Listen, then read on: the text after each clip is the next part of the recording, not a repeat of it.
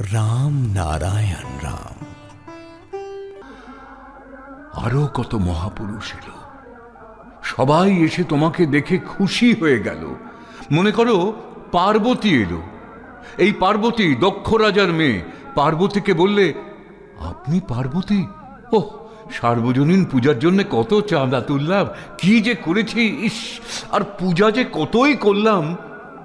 পার্বতী তোমাকে বলছে, পূজা করো তোমরা সেখানে, আর আমি দেখতাম তোমরা ডুবাতে যাচ্ছ, ভাসানের মধ্যে আমাকে ডুবাচ্ছ। বছরে একবার পা দিয়ে মারিয়ে মারিয়ে মূর্তি তৈরি করো, আবার আমাকে শেষে নিয়ে গঙ্গায় ডুবাও।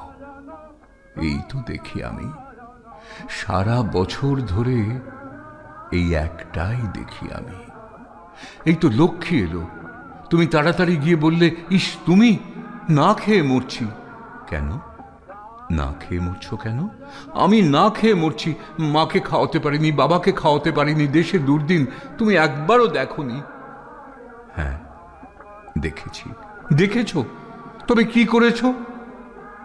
আমি যেদিক দিয়ে দিতে যাব, সেদিকের কাছ দিয়েও তারা থাকে না। আমি দেব কাকে? আমি দিতে গেলেও তারা নিতে পারে না। তাহলে কি করব? আমি বহু চেষ্টা করেছি দিতে, কিন্তু তারা নিতে চায় না, নেয় না।